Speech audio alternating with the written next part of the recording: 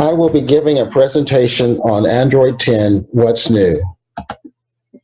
What is Android 10? It's the next version of Android. When did Android 10 launch in full? Early September 2019. How much does it cost?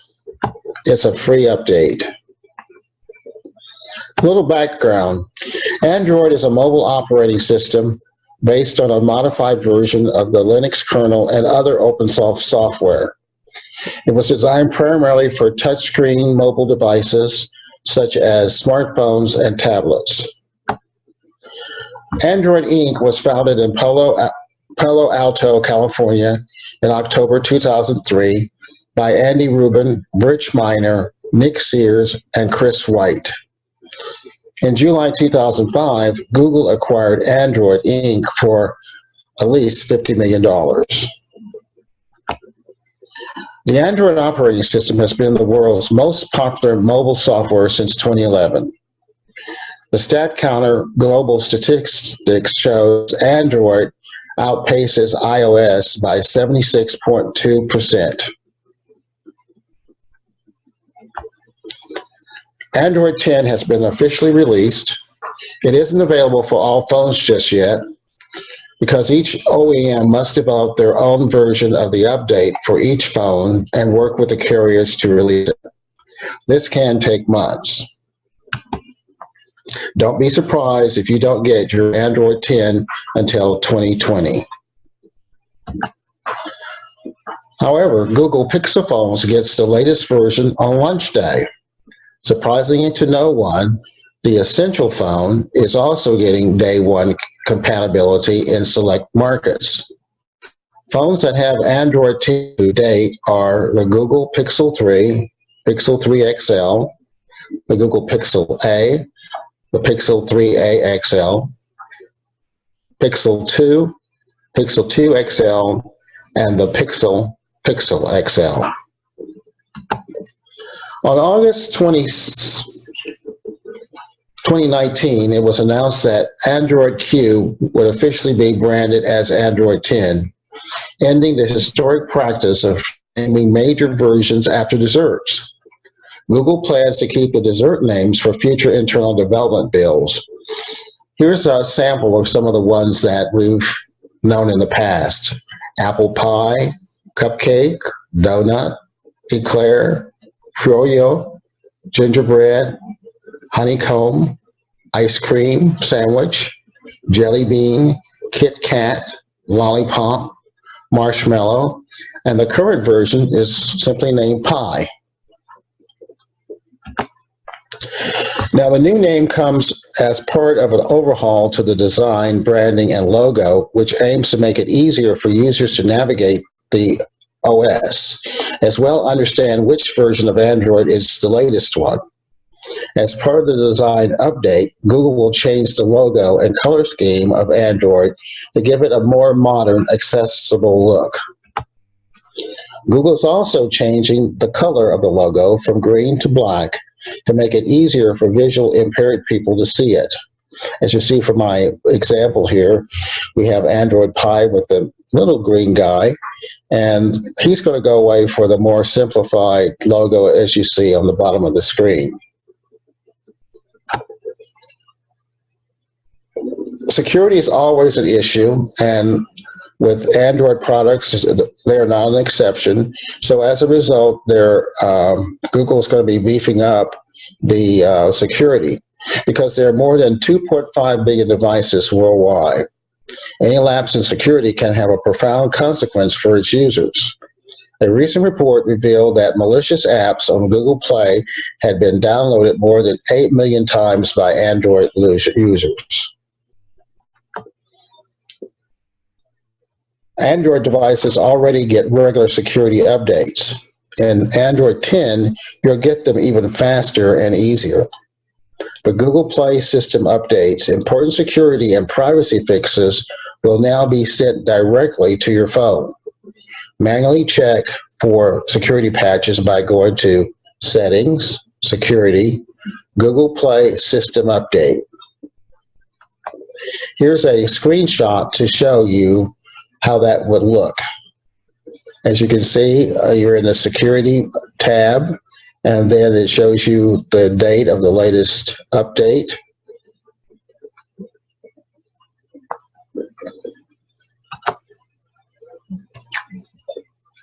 One of the big things about Android 10 is the system level dark mode. It's part of the new update. Google also introduced dark mode, a highly anticipated feature among Android users. The new dark theme is designed to make it easy on your eyes when using a smartphone in low light conditions. Google claims it also will help prolong the device's battery life. Here's a screenshot of the new background. As you can see, the lettering just pops, in my opinion. It's a really good design, and I think everyone should give it a try. Now, one of the other things that Android 10 will be doing is going to be providing support for the newer devices, such as folding phones. Its interface can seamlessly transition between different screen shapes.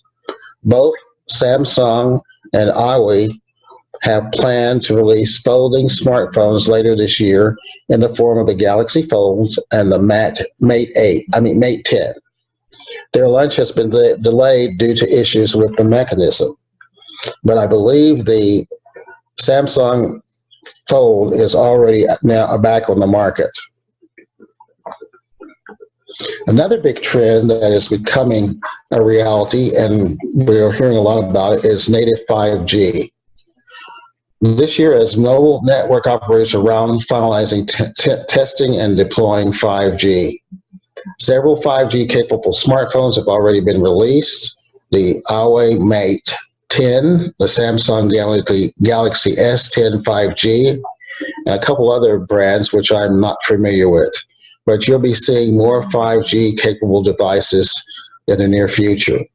Be mindful that you need a special phone to run 5G. One of the things I think people will really like is the focus mode. This is one of the several digital well-being features in Android 10. What if, besides setting timers so you can restrict your usage of certain applications, you could just flip a switch and block them until you're ready to use them again? As the name suggests, it helps us stay in focus. It fights distraction. When we don't want phone calls, emails, the news, it's like a do not disturb mode instead of a blanket cutoff. It lets us decide which apps have access to notification and which don't. Here's a screenshot of the focus mode, and you can see here you can pause any application from interrupting your whatever you're doing at the time. So if you're watching a video and you don't want to have messages pop up and say that you have received a text message from so-and-so, or there is a news flash, you can block those on an individual basis. There's also a new sound amplifier. So you can hear what's around you more clearly. With the sound amplifier, your phone can boost sound, filter background noise, and fine-tune however you hear best. Whether you're talking to someone, watching TV, or listening to a lecture, just plug in your headphones and hear everything clearly. Here is a screenshot of that feature, and as you can see, you can adjust the sound, the background noise, and source of the audio, and you can also adjust the ears separately, or you can have them sync together.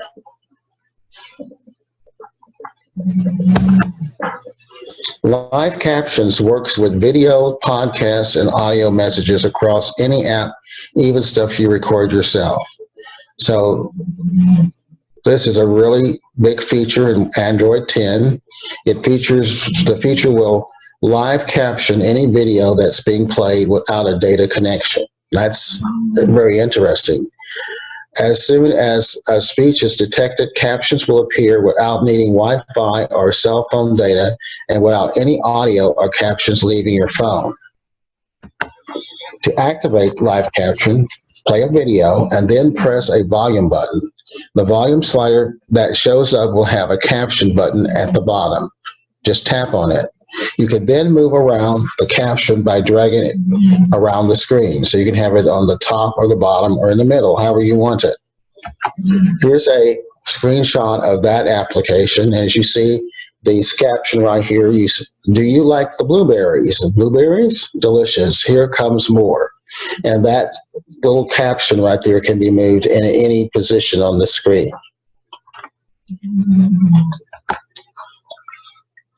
Smart Reply is going to be another popular feature, I believe, because it will offer quick responses and actions to incoming messages.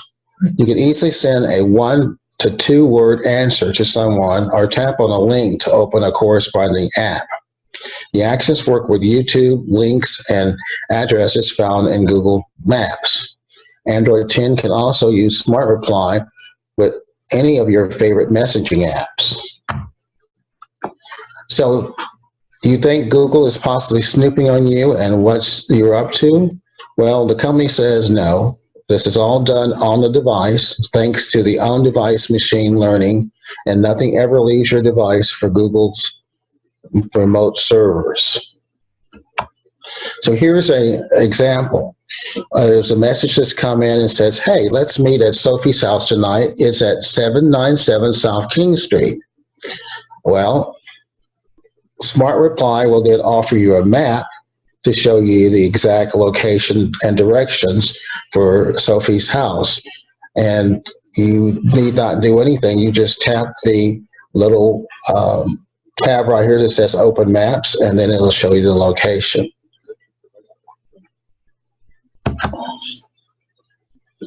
You're also going to have better permission controls. New permission manager with better controls. Updated location permission dialog appears when apps request a device location. Instead of granting the app all or nothing access, the new option only allows the permission while the app change disables the app's ability to check the device location in the background when it's closed. So rather in the past, you had two choices. You had, do you want this application to recognize your location, and it was always or never. But now you can grant that on an as-needed basis. Updated permissions menu can be accessed by going to the Settings, Privacy, and Permissions Manager. You can see what apps have permissions to perform certain types of actions and revoke access to each permission as needed.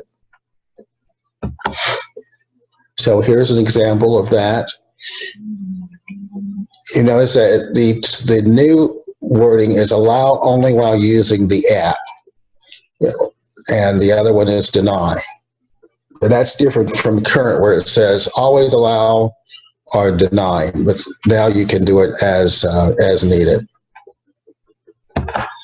Google has done quite a bit to improve Android security credentials and privacy-focused features.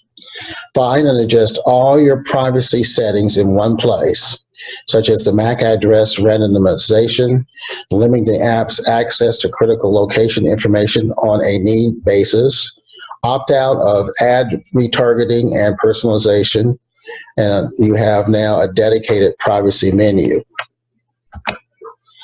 So in your settings, you'll find a entry that says privacy, and when you tap that, that will take you to a variety of options that you can elect to use or not.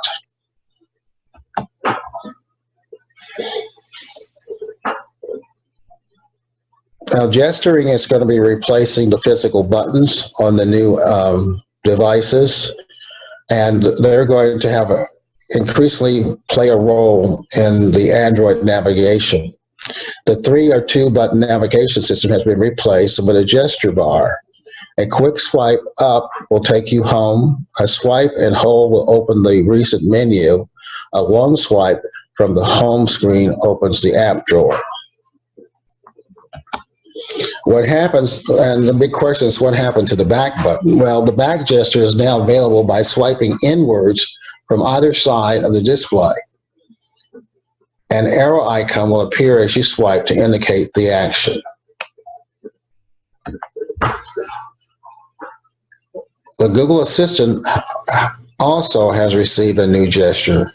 You can swipe diagonally towards the middle of the display from either of the bottom 2 corners, and a short animation will appear on the bottom of the device. Shortly after, the virtual assistant will be ready to go. Virtual assistant, excuse me. And as you can see in this example, as you notice, there's a new menu bar at the bottom that's been come as a result of the gestures. And then here, as you can see, there is an arrow that shows to take you back to where you were from. So when you swipe either left or right, you have that arrow.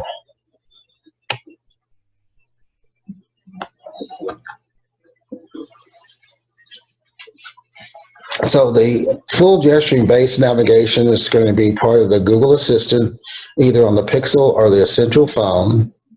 Change the navigation style by going to Settings, System, Gestures, System Navigation. And you can also switch between the new gesture navigation, 2-button navigation, which was the default on Android 9, and the classic 3-button navigation. Another new feature is the built-in screen recording.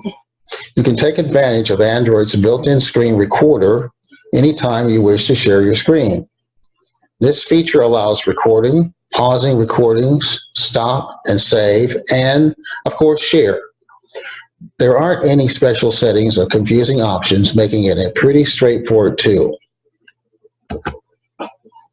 By default, this new feature is hidden, but you can unlock it through the developer options. With a few steps, you can take advantage of this feature and never have to download another screen recording app again. To enable the screen recording, you want to go to the Develop Options menu, select Feature Flags in the debugging section. Next, find the settings _screen record _long _press flag and toggle it on. As you can see here, we're in the developer options, and the developer options is turned on. And if you scroll down, you'll find settings _screen record _long _press. And you just need to slide the slider to the right, and that turns the feature on.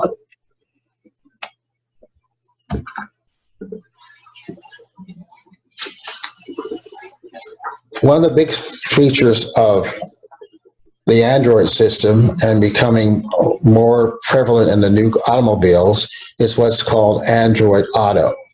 And what that does, it enables you to plug in your smartphone using a USB cable in any compatible car or aftermarket stereo. You just simply plug in your phone and start using Android on your car's display. No app download is necessary. As you can see here, you see all the popular apps that you've come to recognize on your phone now shows on your car's infotainment system. Google Maps, Spotify, YT Music, and anything that you've downloaded to your phone will now be available through your car infotainment system.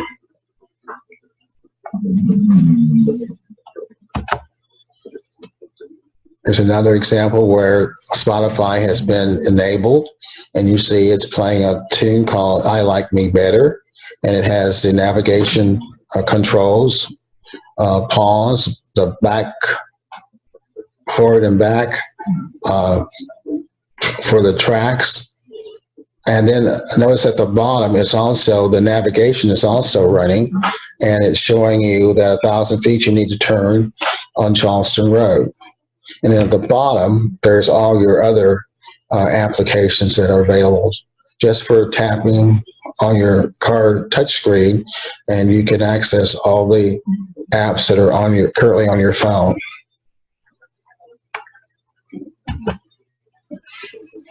And of course, what's a new operating system without having Easter eggs? Well, Android 10 is no exception. But instead of a Flappy Bird clone found in the previous Android versions, there's now a puzzle that offers hours of entertainment. To utilize that, you go to Settings, About Phone, Android version, and then tapping on Android version in rapid succession. Then tap and hold each of the on-screen items to move them around the display. You'll be taken to a custom nonogram puzzle game.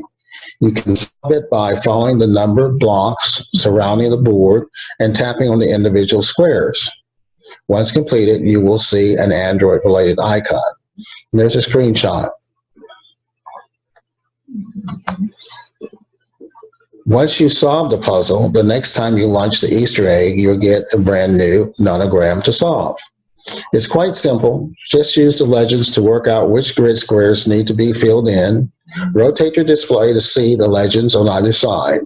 Once you have done that, you'll reveal an image. Some of them are more difficult than others, but they can be solved simply by trial and error. So you want to check out this 9 to 5 Google video, and it'll give you a lot more information. Also, under resources, the best features in Android are available now, and here's some hyperlinks that you can use to see those. There's one for Android Auto. There's one for gadget hacks. Android 10 release date, new features, and everything you need to know. And then check out, of course, this 9 to 5 Google video on the Easter eggs. And then here's the stat counter that we referenced earlier, and you can find out more information. They'll keep track of which operating system is outpacing the other. So far, the Android app, the Android OS is far beyond iOS, but that might change. So some of the things we deal with is How to Geek Graphics. John Sandino was the author. Other graphics from Android.com and Android Auto.